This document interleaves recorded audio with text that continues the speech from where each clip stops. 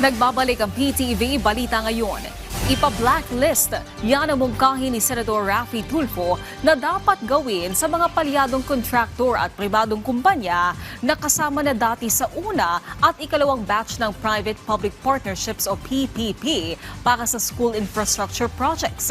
Ayon kay Tulfo, may mga sumbong kasi sa kanya na may history ang ilan sa kanila na kung hindi tapos ay delayed naman o di kaya hindi maganda ang pagkakagawa sa mga proyekto. Dagdag pa ng senador, kapansin-pansin ang kalidad ng mga proyekto lalo na sa tuwing may darating na bagyo at may mga eskwelahan na madaling masira. Aminado naman ang DepEd na marami talagang eskwelahan na na-turnover sa kanila kahit may mga problema. Pero may listahan na sila aniya ng mga kontraktor at pribadong kumpanya na may mga reklamo. We can no longer afford to incur unreasonable delays, substandard construction, and the awarding of projects to unqualified contractors. Dapat ma-blacklist ang mga non-performing private companies. We have to be very careful in screening private entities that will join or participate in these PPP programs. Dapat meron tayong ginagawang thorough screening or vetting to ensure na itong sasali sa programang ito na napakaganda hindi tayo maisahan. Samantala, alamin natin ang ibang balita sa PTV Davao mula kay Jay Laga.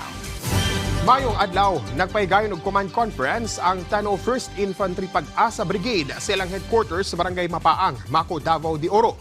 Tinguhan ini nga mapaligon ang ilang seguridad ug operasyon ingon man aron nga mabatukan ang mga sayop nga impormasyon ug hulga sa ilang area of responsibility.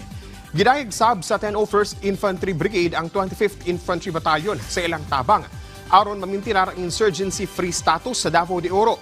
Hasta na ang 66th Infantry Battalion sa ilang pagbantay sa seguridad sa Davao Oriental ug ang 67th Infantry Battalion sa ilang pagsiguro nga dili na mobalik ang mga rebelde sa mga lugar nga gawas no na sa insurensiya. Tumong sa command conference nga mapaligon ang ilang territorial defense operations, pinaagi sa saktong koordinasyon sa matag unit. Ingon man aron nga maauhag ang partisipasyon sa mga stakeholders sa pagsiguro nga magpabilin ang kalinaw sa rehiyon.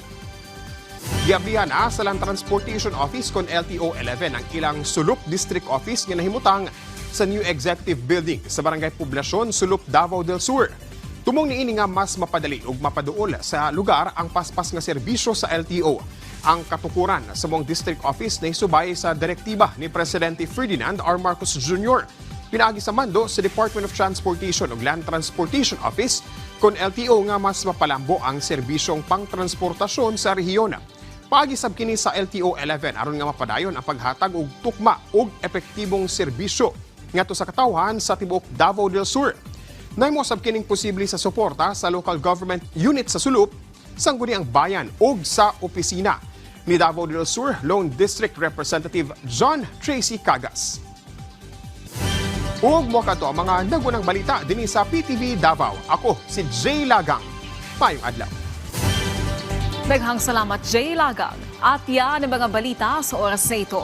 Para sa iba pang update, i-follow at i-like kami sa aming social media sites at PTV PH. Ako po si Naomi Tiburcio para sa Pambansang TV sa Bagong Pilipinas.